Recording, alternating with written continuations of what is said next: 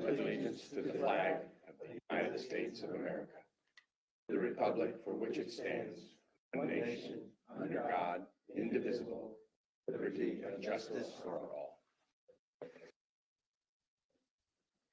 Going to do a roll call. I'll start over here with Mark.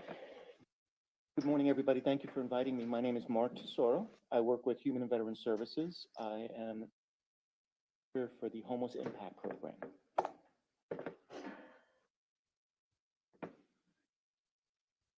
My name is Jim Nickel, and I'm a member of the Public Safety Committee.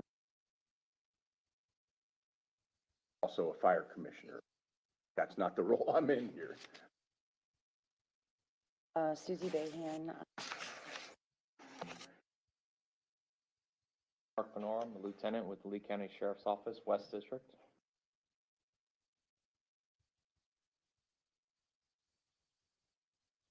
Sean, First Baptist Church. Ally Fitzer.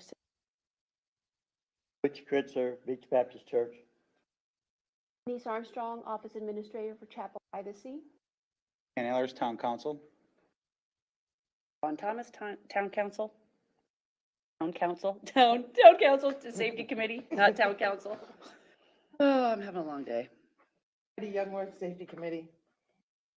Agua, Administrative Officer. Any public comment?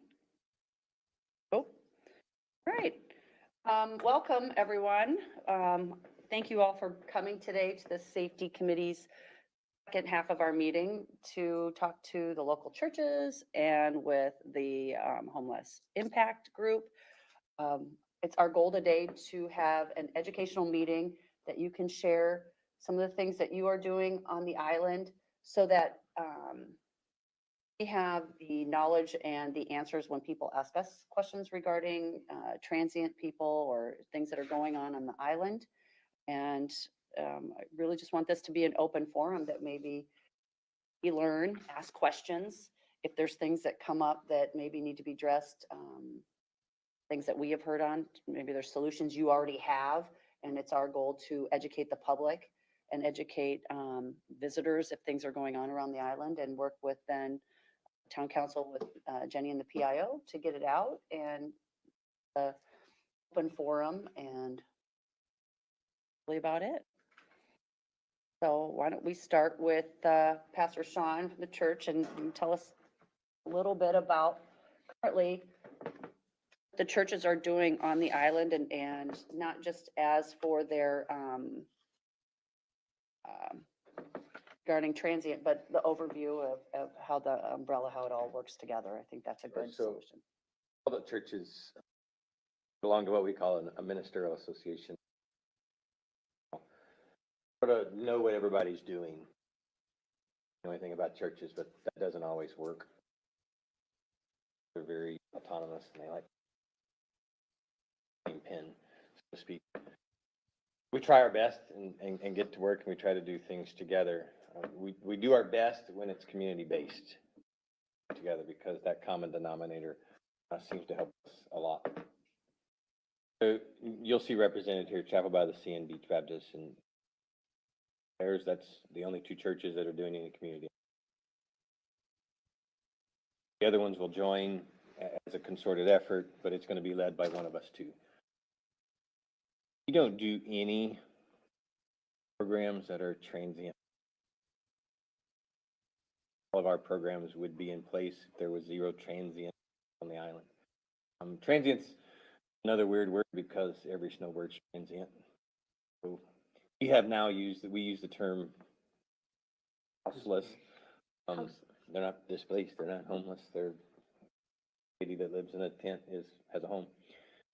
Tent behind CVS. I think the common consensus is that someone who lives in a non-brick and mortar home is a problem because they don't pay taxes or whatever that is. They don't fit the quote norm you and I might sit. I don't even know where you live, so I can't say that. But there is a normal mentality that we're basing this off of that doesn't really even been defined. That's why I say we don't target any program to one specific. Target programs to children.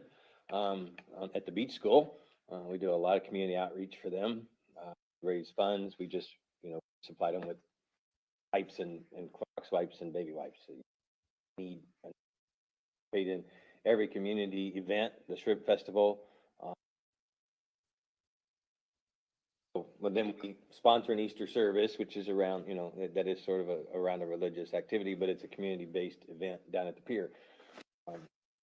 We try to make sure that we have a presence so that people know that we are an outlet for community need. That's our any foods that we put out. We do a grocery.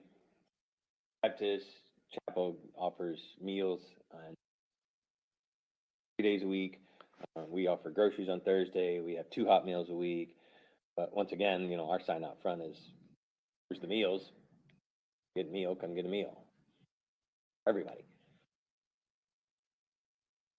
Denise, did you make a list for everybody to have, or is that? I had sent it, but I think in the got crossing we printed. didn't. But I will follow up with a PDF so that the council has a copy.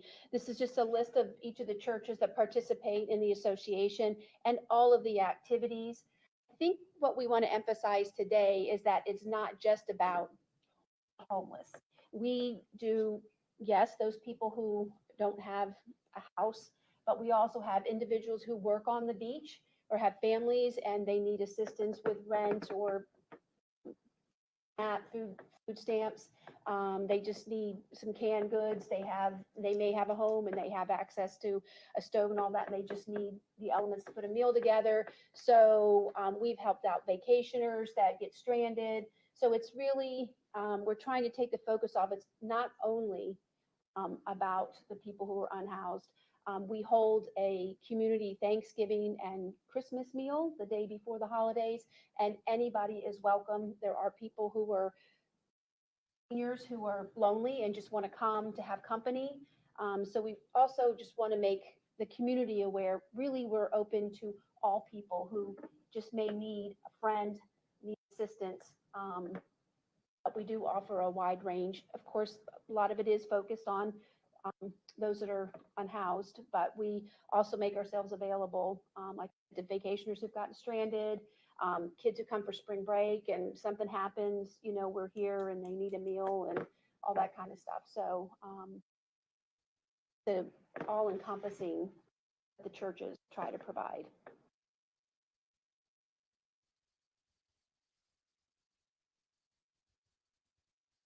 Yeah.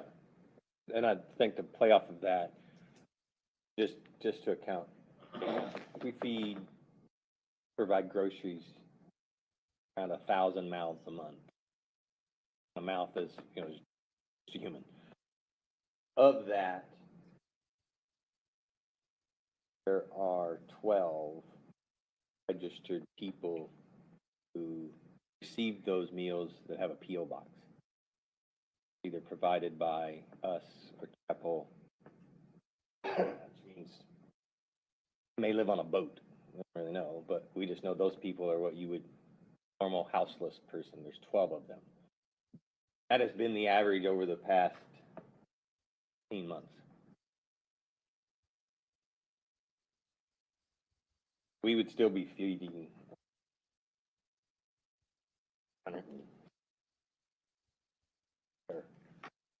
regular old folks, I guess, that Make it. slow times, lean times, whatever. We have a lot of single moms on this island.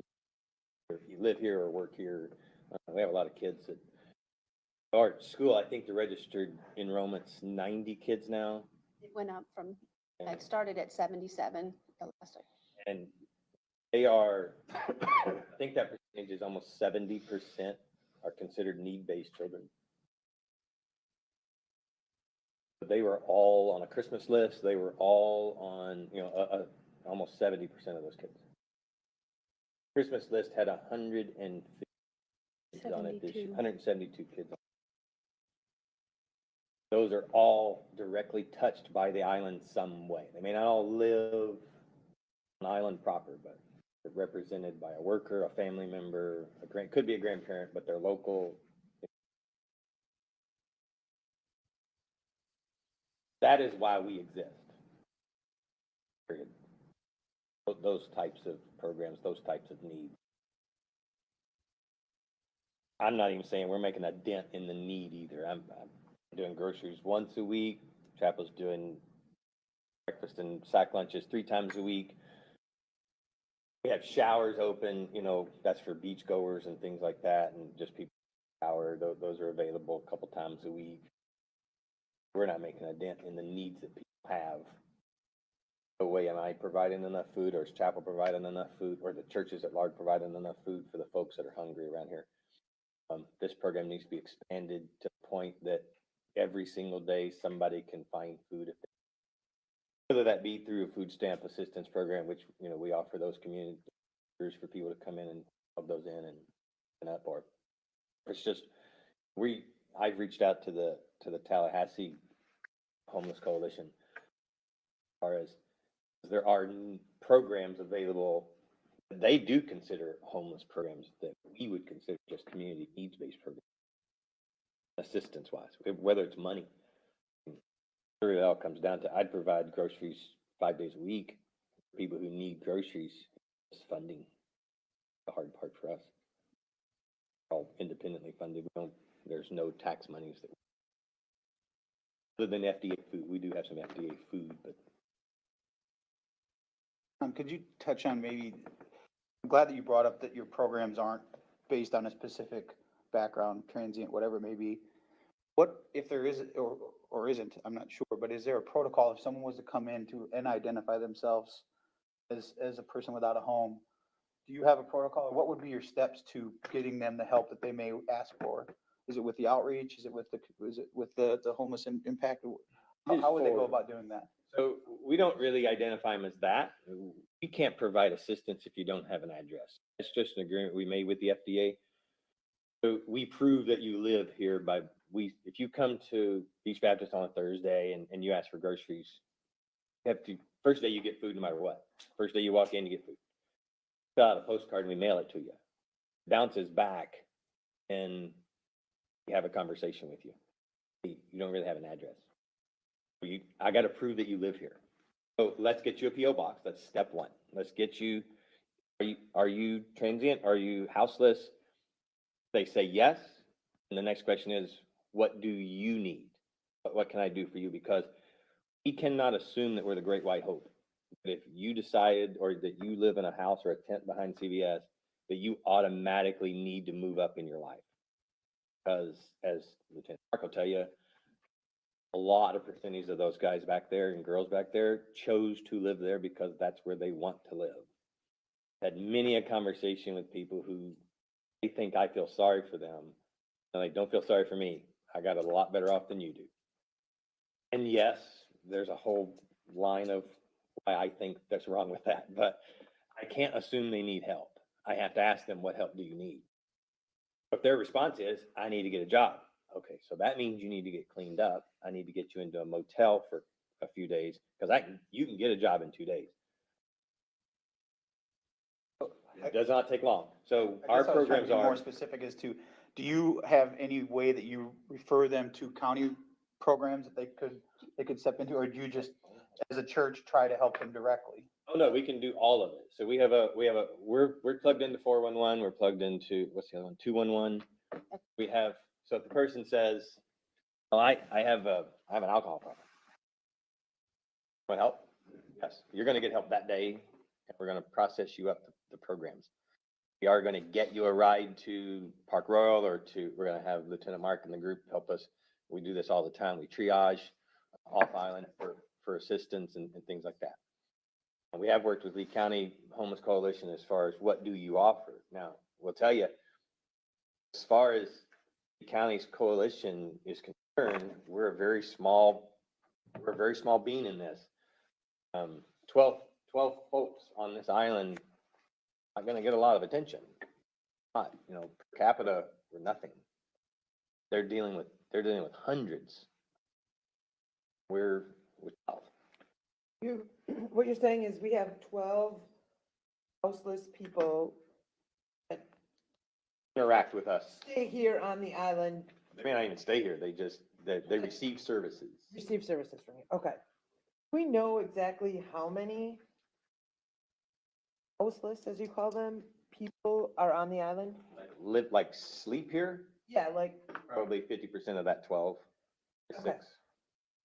they're here all the time. I mean, you kind of see the normal ones. We know their names, Right. we know their stories, we absolutely, Sheriff Marks talked to every single one of them, I'm guaranteeing. And So their out of lives. those, you ask, like, say you ask them all the questions, you need help, this or that, and they say no, they're happy with how they're living their life.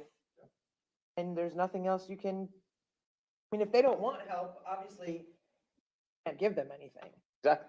So they tell you, no, I'm happy with being behind the dumpster or wherever they are. I don't mean to be that way, but No, I understand. that's, Cannot force you people to can't take force service. them, right, It's part of being in this country, right. right? So I mean, it's So like, they're happy with how their Sometimes. life is sometimes, and sometimes, yeah. And you and I consider and agree, because I will agree with you that the decisions don't make any sense to me. Right. Eating more than a family of 10 riding a bicycle on the sidewalk. Doesn't make any sense to me. Perfectly capable of doing it, legally able to do it, and if they're happy doing it, there's nothing we can do about it. Right.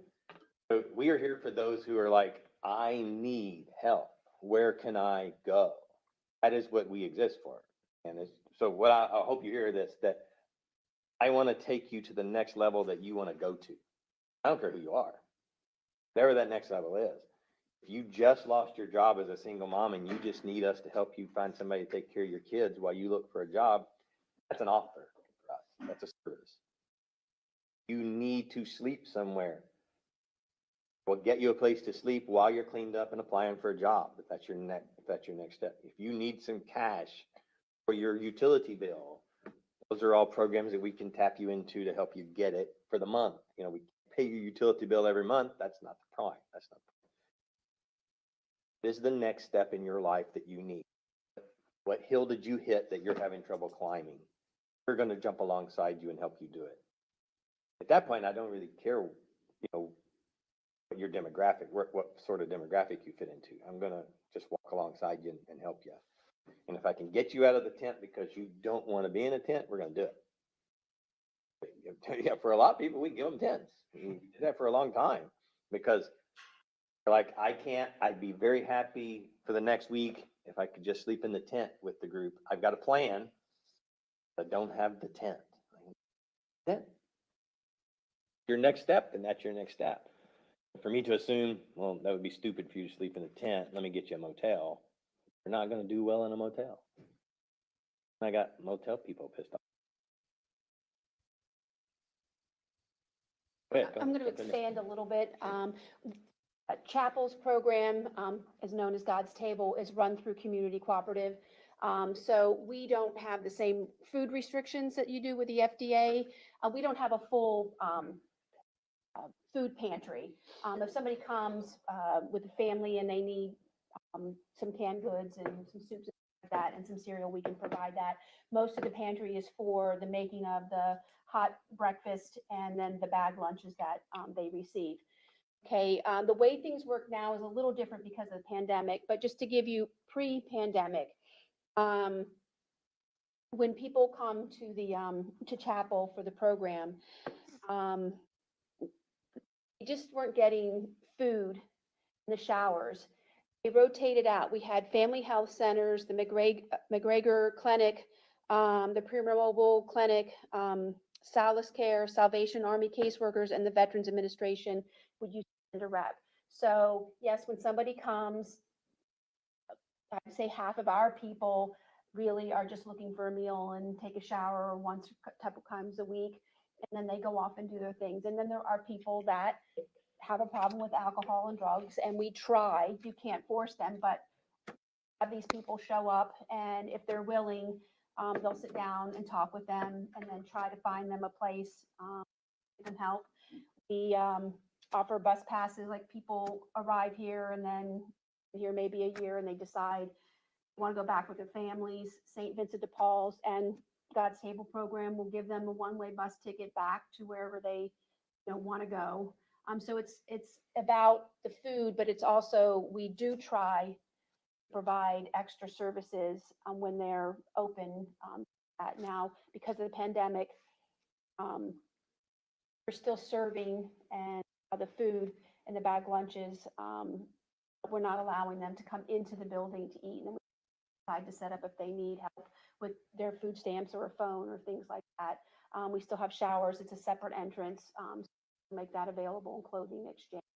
When somebody does come up, it's not just about the food. We do try to give them options if they're willing. Otherwise, try to be passionate and do what you can, and then move along or come back the next day. Hot breakfast. I think you guys said to me, you do have the breakdown of like the categories of maybe the people who are coming by. I don't know if you classify in a different way where it's maybe someone who's lost their job and they're trying to get work, and you know that they're a short term or whatever it is. And then you've got maybe a family that's just on hard times right now, and you've got that percentage. I don't know if you break it down to that type of thing, or is everybody? And then is there I guess I'm just going to get to then there are the houseless, maybe that they're coming in, they don't have a home, they don't want help, but they're just services. For chapel, the program usually, they will do a report that says, in the month of December, we've fed whole month a total of 300 people. So they count every day, they just add it up, and that's how many people came through, that's how many mouths that they fed that month. They don't really distinguish, and they'll give a stat that they helped, 10 people with SNAP, and they gave out X amount of dollars for rent assistance or utility or bus passes and things like that. They don't necessarily keep at least at this satellite, because community cooperative is really run off of MLK Boulevard, in Fort Myers. That's their main office. They have a commissary there. They have a cafe We there. keep all those statistics. They keep all those Okay. statistics there, and they probably deal with more family oriented. Now, occasionally we would have somebody came up with 3 children. They needed a couple, had a job. Part also had a job. Mother was trying to watch the children, but they just needed a place to stay for a couple of days until they could make it. So you really get a mix of that at chapel, but most of what we deal with here at the satellite for God's Table would be those that are unhoused. Or, as far as classifying, no, but the programs are designed. If you need utility assistance, one-time shot. So you can't come back for your utilities Every month. Every or- month, every no, month. yeah. So that's how we kind of know what your thing is.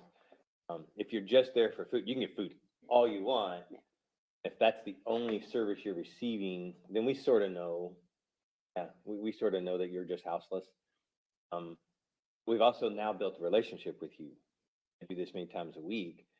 That way you know what else we can offer you as for services go, and we get to know you. So it could be just anybody off the street can come eat a hot meal with us on Wednesday, grab groceries on Thursday, be back for breakfast on Sunday. They're a church member now. Now you know what we offer, and you also know what we can provide for you. I also know you, and that's the better point. Is that I don't want here's your utility bill for next month. I don't ever want to see you again. I want the relationships of the people so that I know who lives in our community. I know who, regardless of where you live in our community, I know who you are. I want to know what kind of person you are. I want to know if I should like you or not. And that only happens with the relationship. Throw stuff at people and hope they go away. Yeah, you're going to have some bad ones come in just to grab the stuff, and on their way out, they're going to cause some chaos.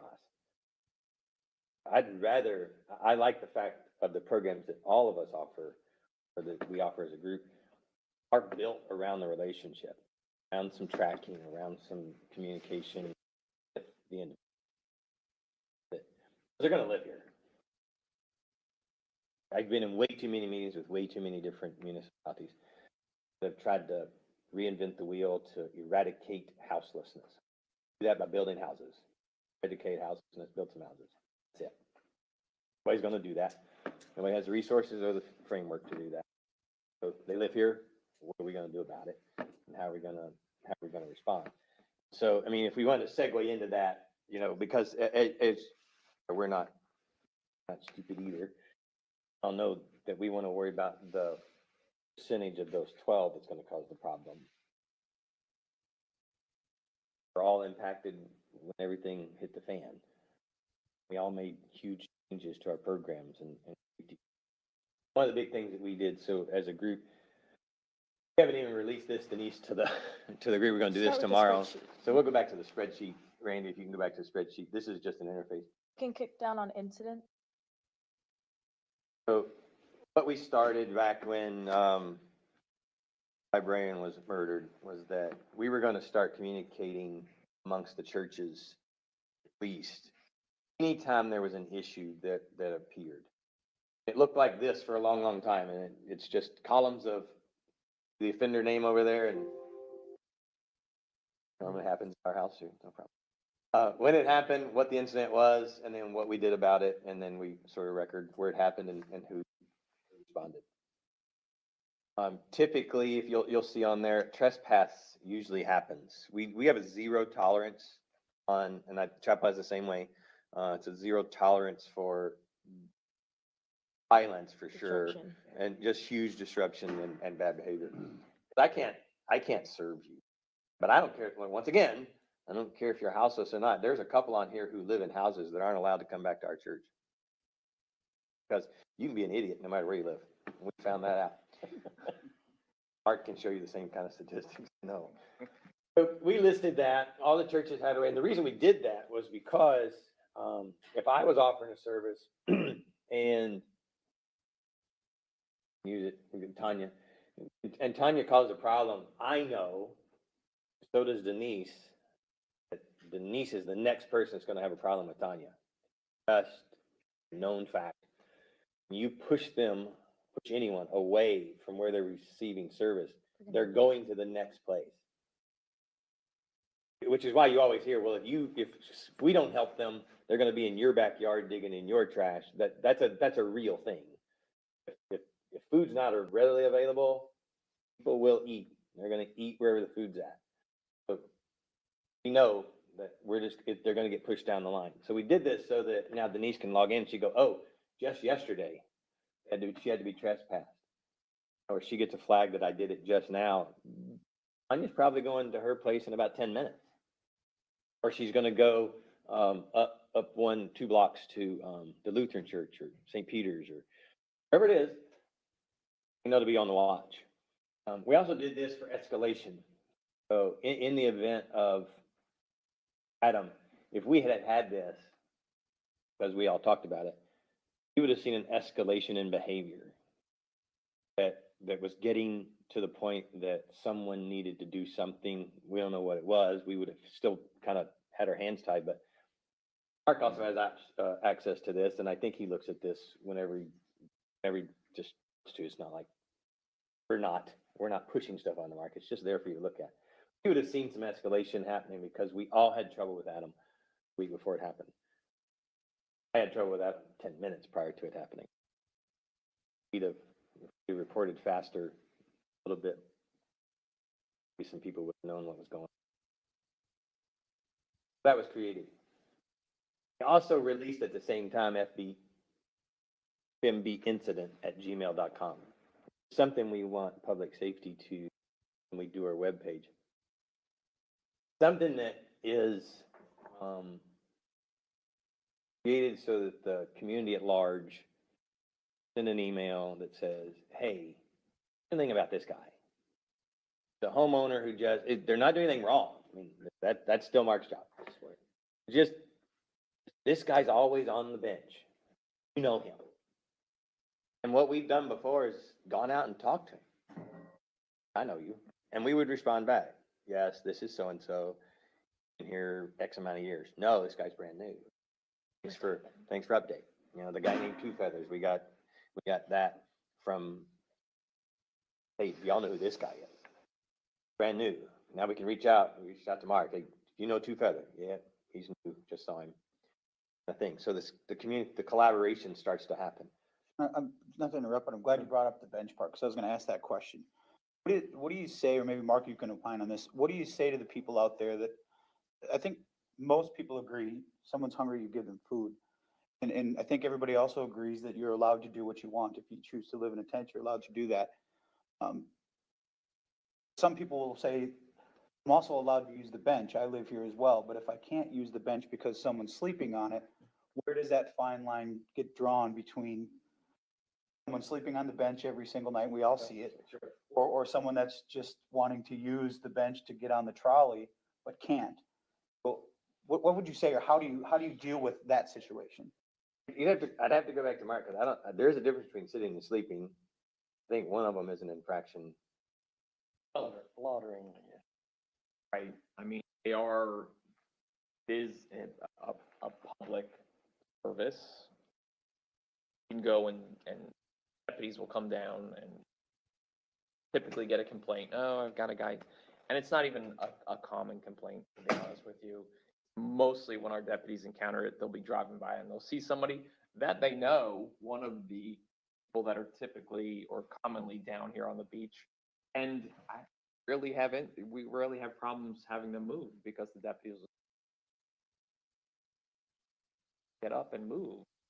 So it's not, I could say from what I've seen, it's not a typical complaint that, I think they get, what Dan's probably talking about is, we hear about them sleeping on the benches on the beach.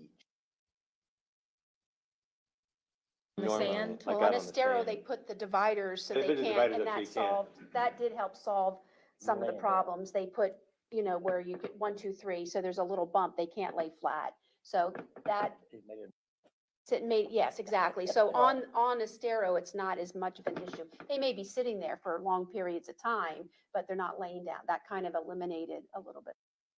I would say that there's probably 3 that I get contacted most about, 3 benches on Estero Boulevard. Good. That on a daily basis, there's someone, may not be laying down, but they're obviously sleeping. And maybe probably 7-Eleven. 7-Eleven is one. Well, both Library. 2 7-Elevens. There's the one right off of Voorhees that there's someone there almost every day. Next to the Hooters up there, there's someone there almost every single day. And then the other 7-Eleven up by Palermo, there's someone there almost every single day. And of all the complaints that I get, it's those 3 locations that people have an issue. They want to get for the trolley, but they can't, or they don't feel safe. And I guess that's what I was trying to bring up is can they go to this fmbincident.com and let you know there, and maybe someone can go out and reach out to them, or whether it's the sheriff's office. Because as I said, people that live here have the same rights, and where does that fine line get drawn between who has more rights or who doesn't? Or, not that I'm saying you kick people out or whatever, but people have the right to feel safe. But let me walk you through the scenario, because this just happened, and we're walking it through with the person all the way. So it hit FMB, it happened to bypass because they knew me directly, so they just called me, hey, it's Scotty. So they called me and they're like, do you know anything, what's going on with Scotty? I'm like, yes, Scotty's got some problems with his meds, Scotty's got some issues here, he just got kicked out of his apartment. I knew the backstory, and they're like, well, he's sitting on the bench and he hasn't moved, and I just went and he has urinated and defecated all over himself, and it's really bad, and we tried to get him some food and he doesn't want the food. Like, yes, he has a medical advocate that we are in constant contact with weekly about what to do with Scotty, because we've taken him to the hospital 3 times. He's checked himself back out, because as soon as they get him basically conscious again, he's the hospital, it's mobile. He's just a person who, when he goes to that bench, that's where he sleeps, clean up, and the more the days fall, the worse he gets. Now he has to have his medical advocate intervene for him, based from Lee County, and they raise him back up to a level that he becomes conscious, and then he refuses service again. That's where they've reached the end of their rope. We can't do anything about that anymore. Scotty's been Baker acted. Scotty's been ambulance transported, local transported. We shower him when he needs it. His what? Been to a rehab facility. And this is all one guy. This is the amount of resources we've placed into one guy. Getting to the point where he just goes, thanks. That's his next step. That's as far as he'll let us take him. going right back to the bench. There's nothing I can do about it. It has I money. can say something if that's okay. I appreciate your website and all that, but you have something in place in the county with our connect list. I don't know if you have the coordinated entry line. So if you do identify somebody, you're gonna get there faster than we get there, trust me. I have 7 outreach workers under me, Matt Wallace being one of them, and a whole bunch of other folks that we get out here. But that coordinated entry line, it's 239-533-7996. It's on the card that you have. It provides us an opportunity where we have a database, people are de-identified, and we can follow along where their course of treatment is, where they are, what services we provided them, so that people who are engaged, I think Denise is part of, with Community Cooperative as well, you can engage that system and see where you last left off with them, A. You de-identify, may necessarily be. C, you get to determine what their last location was, what their services are provided. We use that as a conduit to try to provide our services. So we are very, very well aware of the 12 people, trust me, of the 12 people that are on the island. So as you know, we've been partnering with it. Mark is also very aware of, we work regularly with Mark in terms of identifying folks and making sure that they're squared away. So I don't want you to feel like, you know, this is the outpost here. We are very much aware of the folks that are here. It's just that there's a whole process from HUD that we have to follow as well. But I won't get into that. But that service, that conduit, that coordinated entry system, there used to be a process in place that was called No Wrong Door. And every group would have services and would have, you know, meals on certain days and this and that, providing tents and this kind of, without having a centralized way to identify folks and keep track of them, it makes it extraordinarily hard to follow up with them, keep track of what their services are, and it provides us an opportunity to make sure that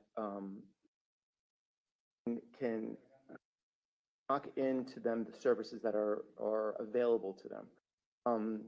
For example, folks, county-wise, for me, difference, because the state makes it a difference, between somebody that's literally homeless on the street versus somebody who is ready to be evicted, staying with friends, you know, couch surfing from couch to couch. So there's 2 different programs that we have available for prevention of being homeless and literally homeless. And we're talking literal homeless now, like literally on the street.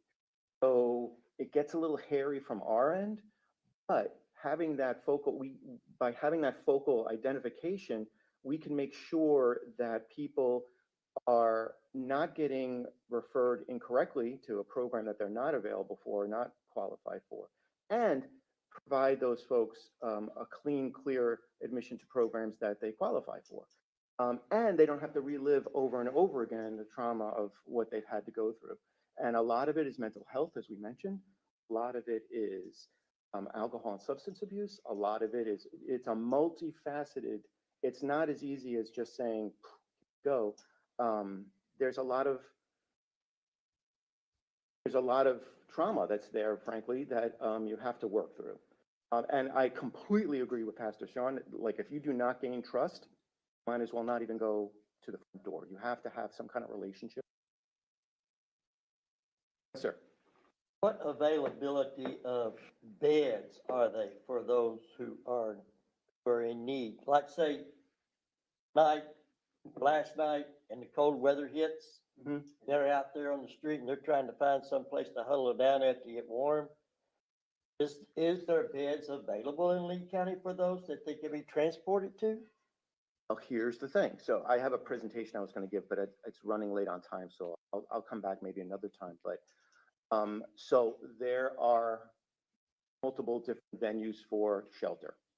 One is with the Salvation Army over at what they refer to as the Empowerment Center, usually called Triage. They have staffing challenges, like everybody else has staffing challenges. They will, on certain nights when we get activated, and I'll talk, Mark and I familiar with it, we work with the Emergency Operations Center for severe weather outreach. That could be hurricanes, that could be cold weather, and cold weather for us is not obviously cold points, but when it gets down below 40, the Emergency Operations Center triggers our activation so that we go out with outreach and go to locations to provide folks transport to those shelters. They will flex for us on certain nights, certain occasions, when there's an emergency going. They also have the ability, because we've hooked into this phone line that we have manned 24/7, they sign a release that says that we can push out messages to them. So most of them do have a phone. We push out text messages saying that if you need services, it's to be below 40 degrees in this time and this time. If you're looking for a place to shelter, please go to X, Y, and Z location. You will be met by a outreach worker who will transport you to and will provide a bus pass for them. For example, over at the transfer station near the beach here. But we get those outreach activities going, cold weather and hurricane. Hey, let me add on this real quick because there is a different mentality in Lee County than there is on the beach. That's true. And this, I've worked with Matt before. They are very proactive, just like that, to folks who they have qualified as houseless. If we were to do that, we would become an attraction site. Absolutely. We started targeting, hey, do you need help, to us. We don't target, we respond. The need, that's why we're in need based. Now I'm just saying provide them the number so we can identify them. That's all I'm saying. Absolutely. Oh, absolutely. Totally. Yeah. So, but that way we can, that's not, and that's all confidential information. Like, for example, the sheriff wouldn't have that information, wouldn't have access to our information because if they're trying to locate somebody, that's not provided to them.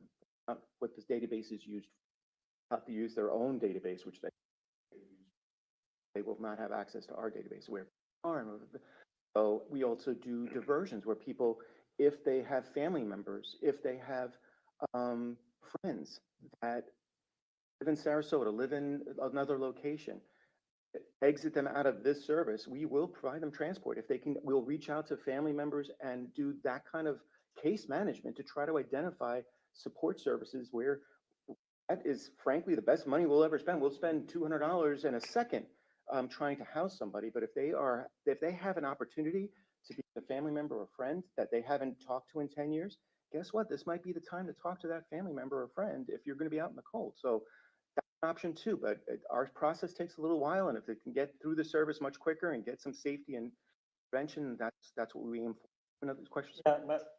Yeah, we know about all the services and how to get a hold of everything, but my question was, is there beds available, or are y'all overwhelmed with so many that there is none available to place somebody? Because we've been in that situation. Same with us, where they just have no, Right. there's See, just that's no what more. I want this committee to know, No, yeah. I'm not going to we are sugarcoat at it. our, I am not we are sugarcoating. at our peak. Trust you me, know. I'm not going to sugarcoat it. They are at max capacity. We check every day. Salvation Army is the one who runs both the triage and the Homeless Resource Day Center, which I'm not sure if you're aware of the Homeless Resource Day Center. That's okay. That's located in Edison. That provides shelter, showers, laundry system, laundry services, counseling, all kinds of. Long story short, Salvation Army, like I said, has been down. It's kind of like the hospital system. You could only have staffed bed capacity. So they are at staffed bed capacity like the hospital system. You could only have the beds that you can staff. So if they have a small amount of individuals that they have working at shelter at the moment, guess what? That's going to keep maybe a 70 or close to 80 bed shelter down to maybe 40 beds. That's going to be the issue. That's the issue. But like I said, on severe weather, we do ask them to flex and break out cots and do those kinds of things. But it's been trust me, all of my outreach folks, it's unbelievably frustrating from our end as well. I think from a public safety council discussion, what we want y'all to hear is we already know we've got to help. We already know we're going to help, no matter who they are. We want to focus on those who are not here for the help. They're here to cause trouble. That's what these things are in place for. we have no ambiguity as far as anonymity. CMI still doesn't release their information as far as who they helped specifically. Ours is wide open, and everybody who comes to us for services is told that. You are not here to hide. This isn't your real name, we're gonna find out. This isn't your real address, we're gonna find out. Mark and I pass pictures back and forth. We have a folder on there when we trespass someone, we post that picture in that folder. So that Denise knows exactly what they look like, or anybody else who logs in there knows exactly what they look like. Because if the name changes, once they hit the trespass record, that's a real name, because I trust that Mark's made sure that they're who they say they are. So that's what I want to make sure we're very clear on, is that we are extremely focused on the community safety portion of it, because we already are going to help. The rest of it, they have to, and they're great at doing what they do as far as providing the extra services. I push people towards those services. In the same way, if you need a bus ticket, that's the first thing I'm going to give you. If you've got a place to go, I'm going to help you get there. I mean, we've done a great job of covering, I think, what programs are available from the county and from the town, but a lot of questions I get asked are, we never seem to talk about what is the plan or what programs are in place to transition those that want to transition. Do we have programs out there that teach people skills? What triggers that? Is there a, not to use the word cutoff, but is there a time where you've helped person A, B, or C for a year and a half, and they just keep coming back for the same thing? Is there any protocols in place that say, now, maybe we need to teach you how to bag groceries, or maybe we need to teach you how to mow lawns, or maybe we need to teach you to do this? That doesn't seem to get enough coverage in some of the people that have come to me. We do a very great job of talking about what's available and how to get it and who to speak to, but for people that do want to move up or receive help or move to the next step, they still reach out to you, or what is the protocol, or what is the cutoff, or whatever word I'm trying to look for? For us, yes, there are skill-based programs that we have references to, referrals to. It's just another program that's offered.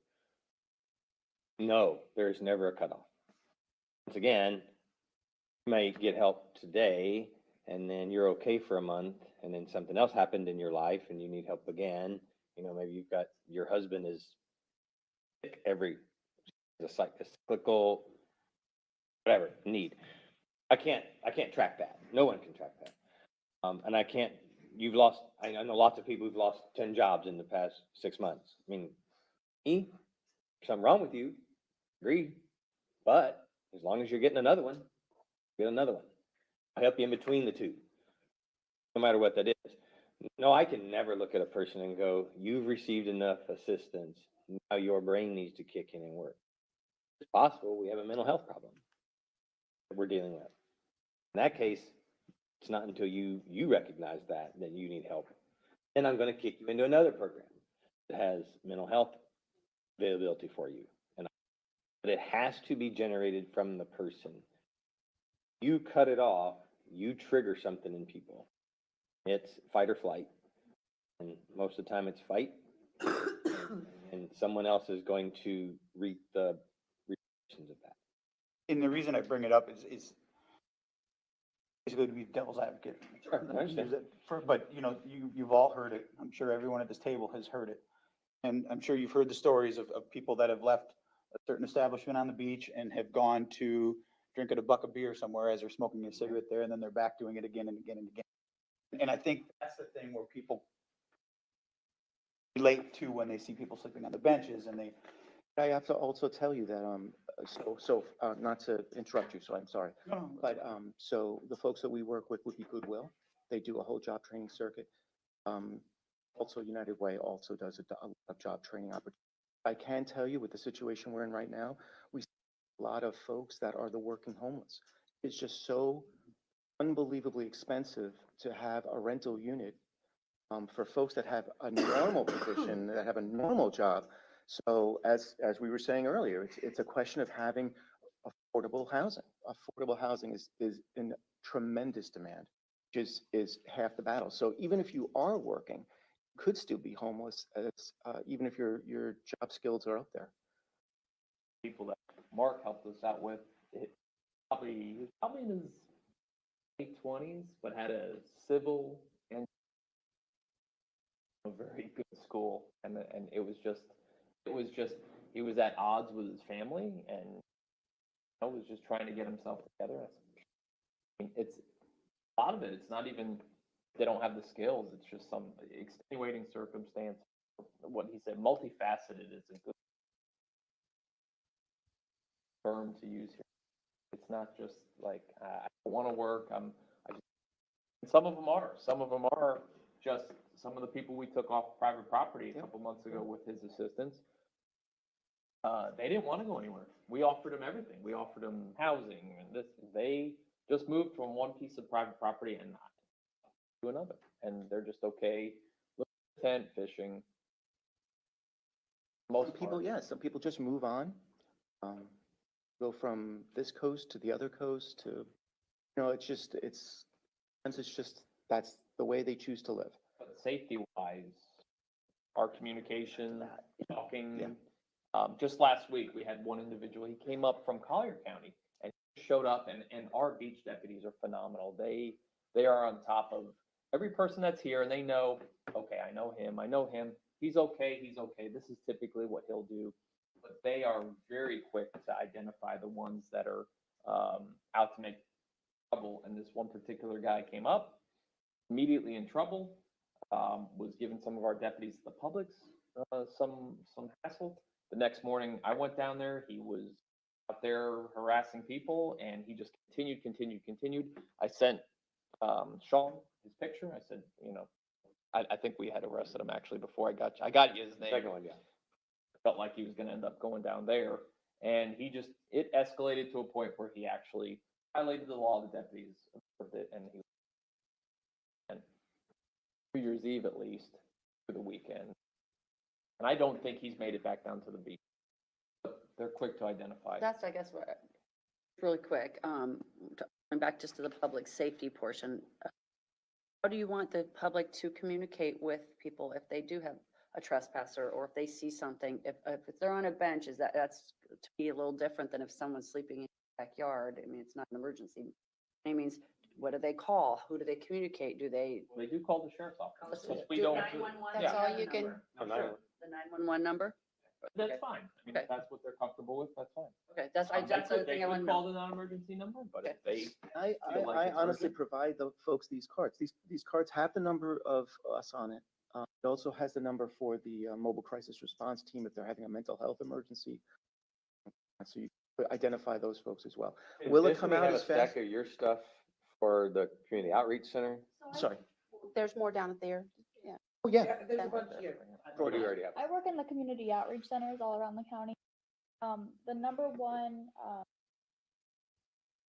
homeless resource that we refer individuals to is the Salvation Army. The most common one.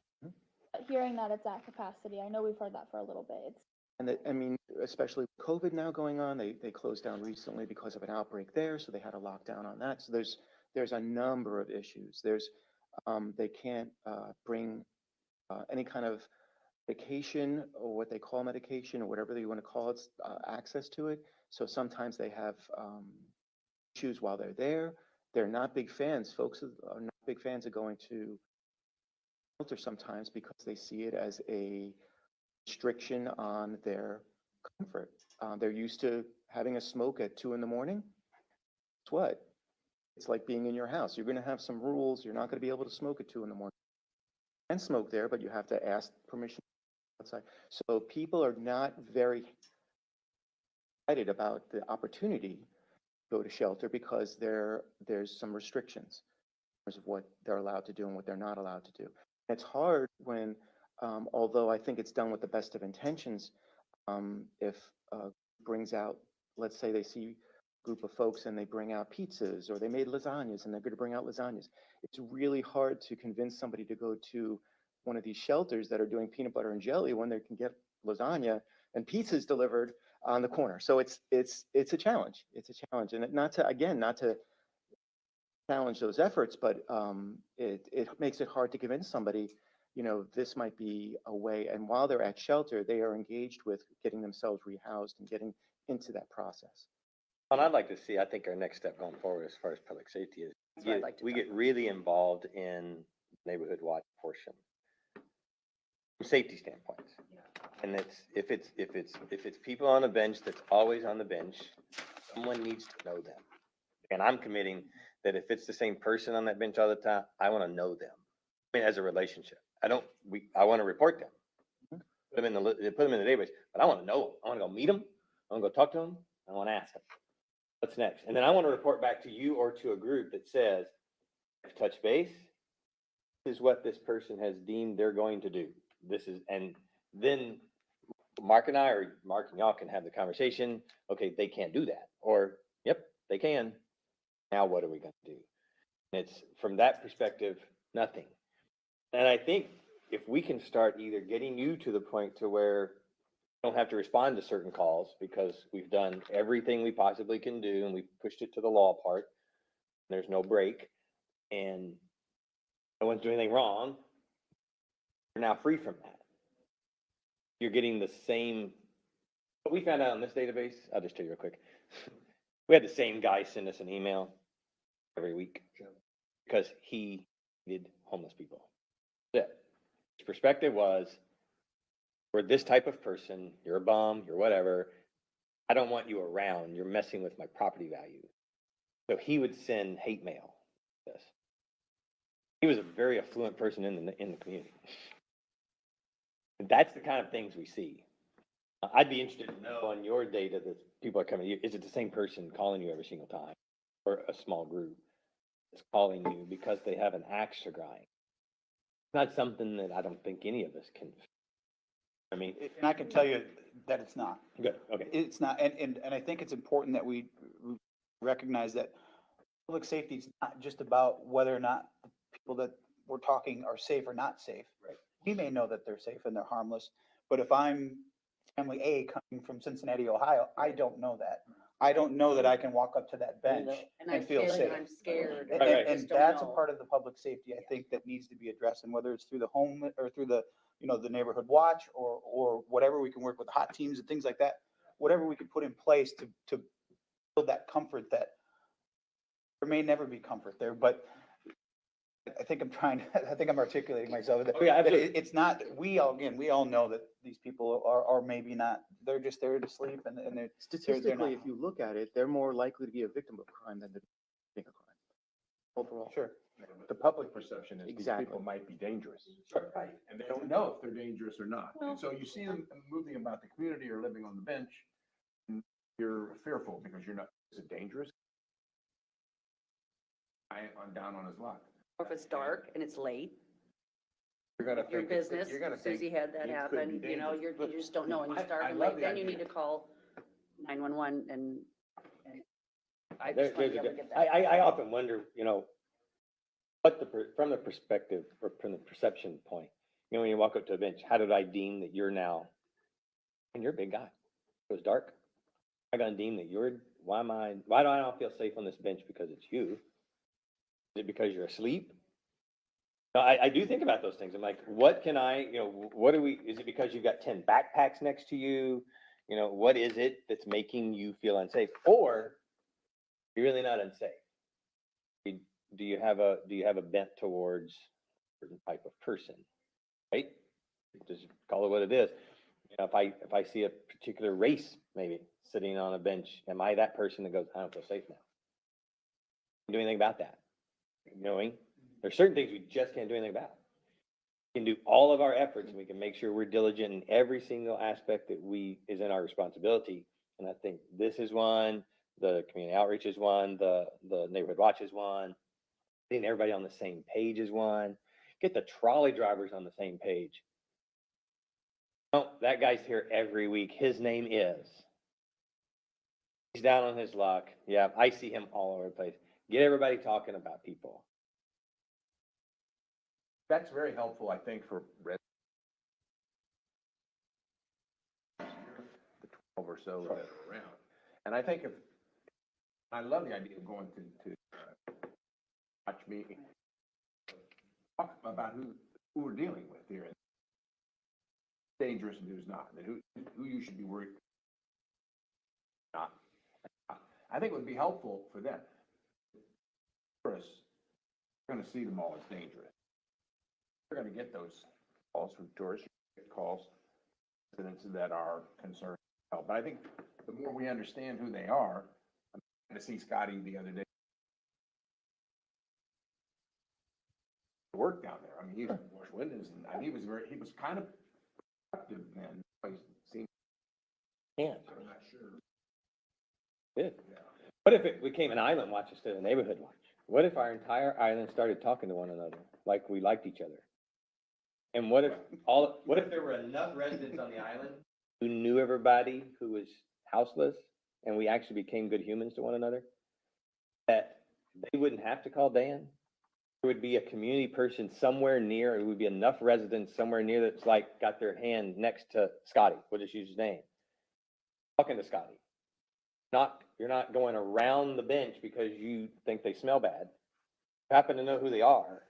I'm asking you to jump in, but you've become part of the watch. You've become part of the, not policing, but you've become part of the community so much that you know that guy's not going anywhere.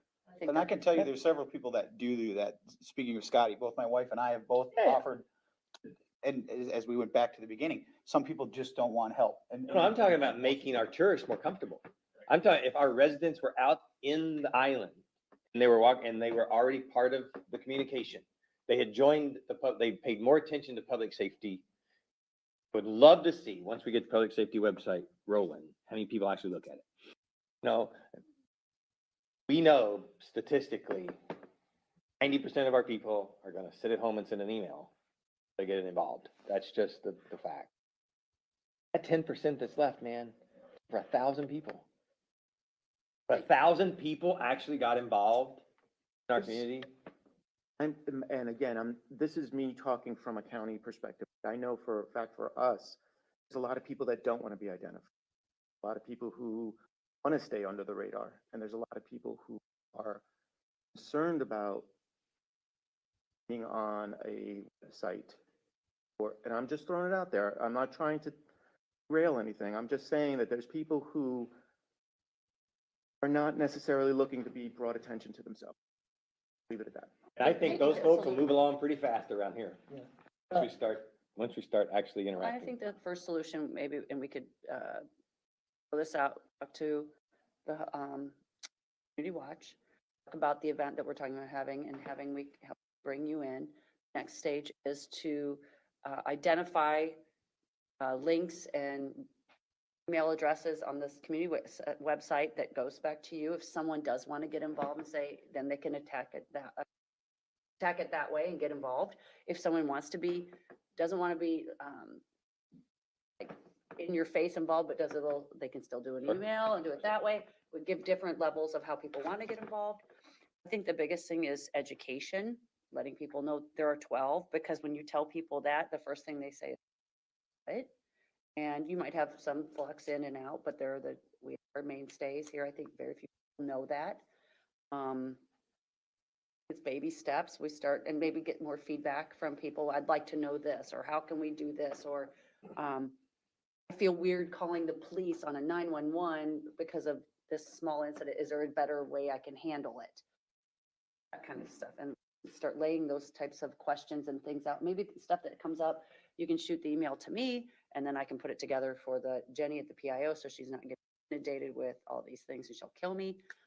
We can go from there, start that just a template, and then keep building on it. I think it's something that needs to be said, and we've been around for 16 years in one place, and we have seen the displaced people numbers, and then we've seen them shrink, and they've shrunk, and all of this shrinking is because of what we have on our law enforcement on this beach and our beach patrol. If it wasn't for them, we would have a whole lot more than what you think we even have now. And that's because of their policing them. I've watched them, and they know the officers by their first name, But it has we see transit people come in from the East Coast, coming in to see what's going on, la-di-la-di-da. They find out, well, no, I'm not welcome here, and they're gone, because we don't want that type of people here that are just passing through, going to cause trouble. That's why our officers know these people. And I say ours because I'm talking about the beach, okay? But we have it's like, all of a sudden, this comes up every 3 or 4 years. Somebody wants to try to do something to solve the problem. It exists.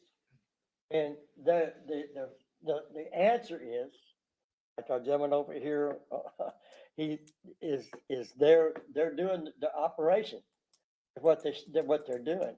I mean, I was in Washington DC 4 weeks ago, and Mark started falling, and there was tents being set up all the way down the Smithsonian's, and they were laying out in the street where the subway, where the air is coming out through, setting their tents on them.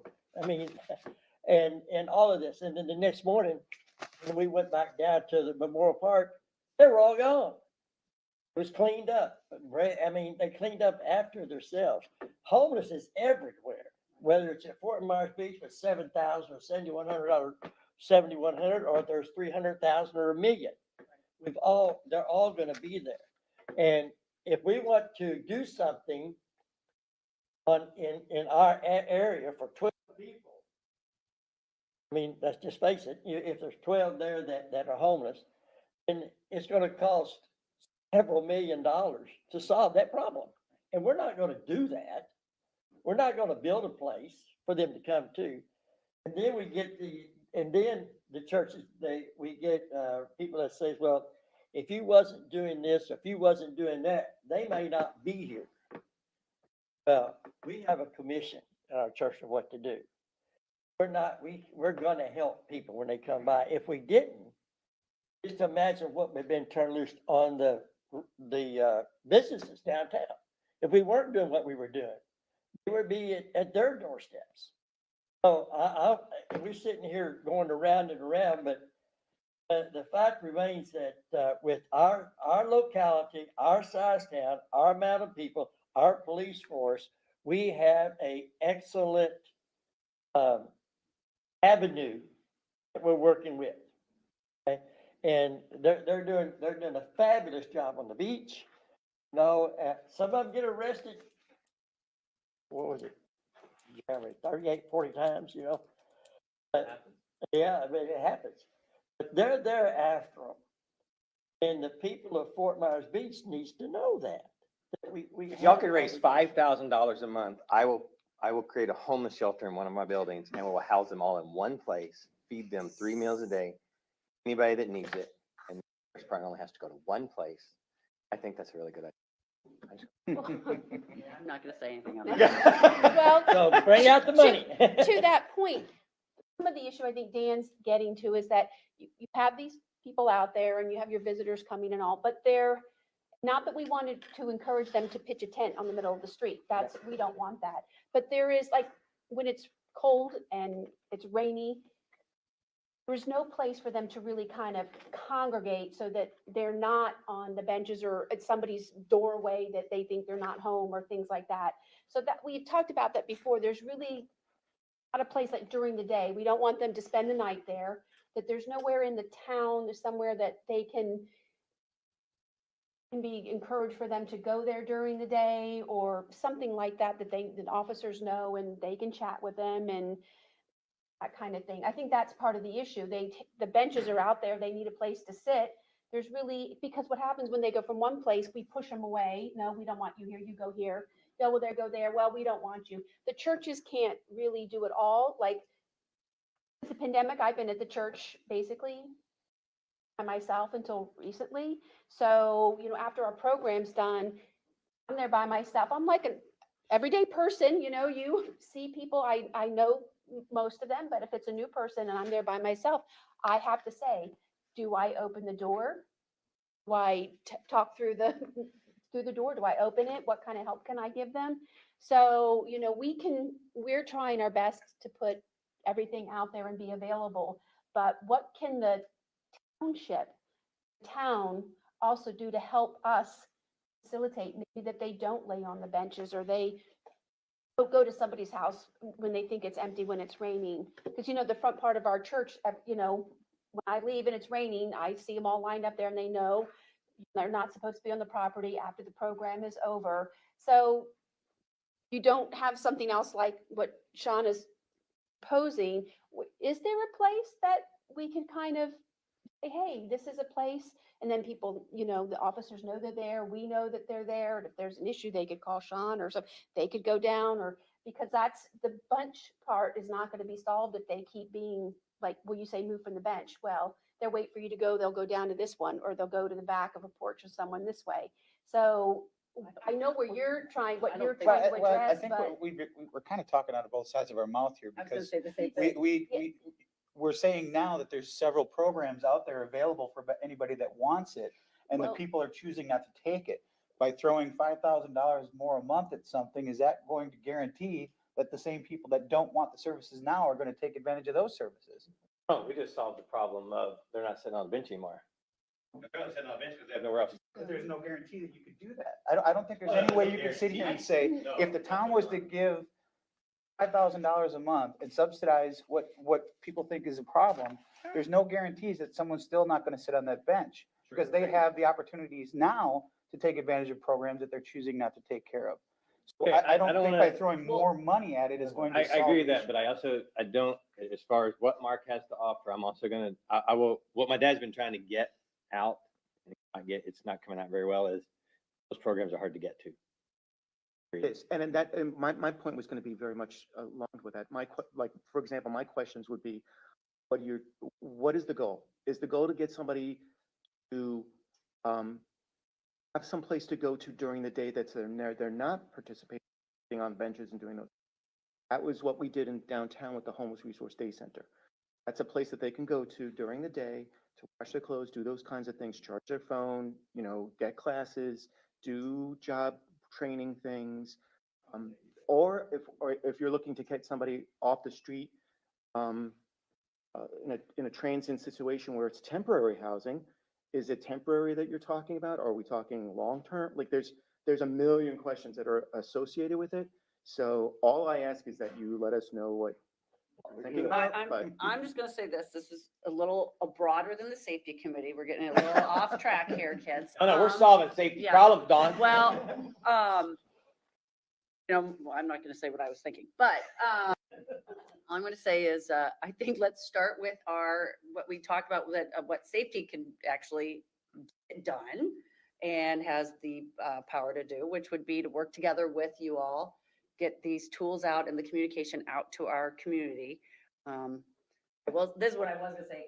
Land is the biggest priority right now on the island. No one's gonna say, oh yeah, I'll give that to you. But that's a whole nother thing. The land. Yeah. The land. But let's start with I'd like to just start with what we can do. That goes into a whole nother ball of wax. And, again, educate our public. I think that's so huge.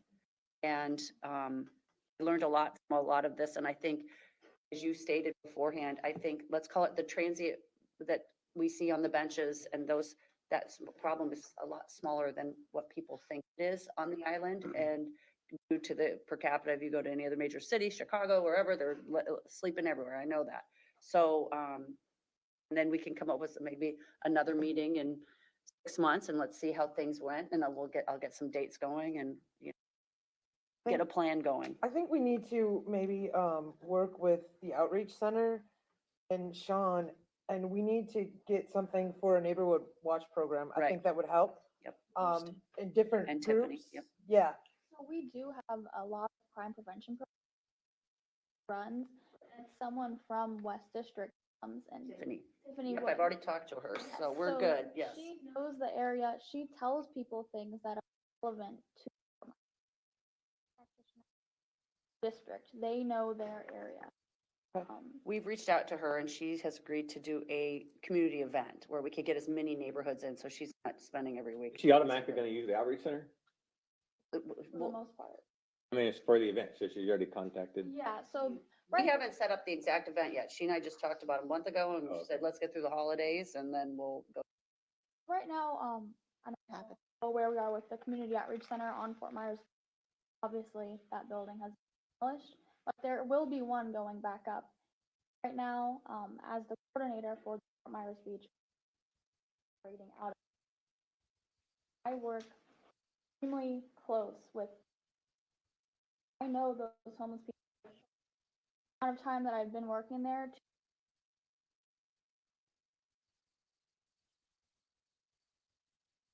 honestly, I don't get asked about overall safety. When I worked in the outreach center that was on Fort Myers Beach. A lot of people felt safe. DSO presence. Vacationers came in, and while this is so great, we don't have this at home in our. So they made specific comments.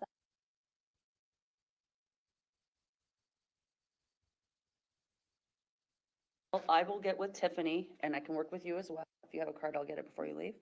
And then we'll get something going. She said she's gonna talk to her, boss and get some other ideas, and we would set. I'll see her this afternoon.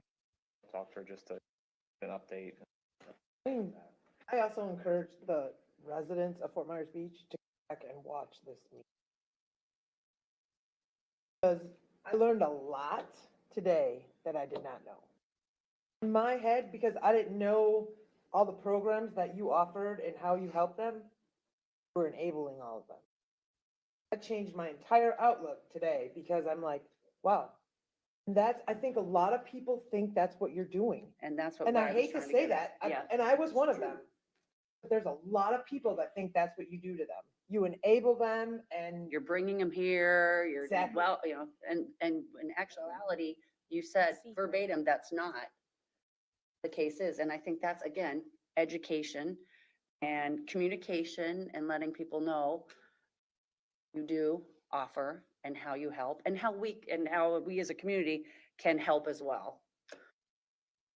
Make a note, each bench needs to become a community. I'm serious. There needs to be somebody who's watching each bench. It becomes their deal. Somebody who lives near it, it's part of their community. That bench is part of their community. They ought to know. Who is that out there? And a regular, or is that somebody different? Yeah. Yeah, absolutely.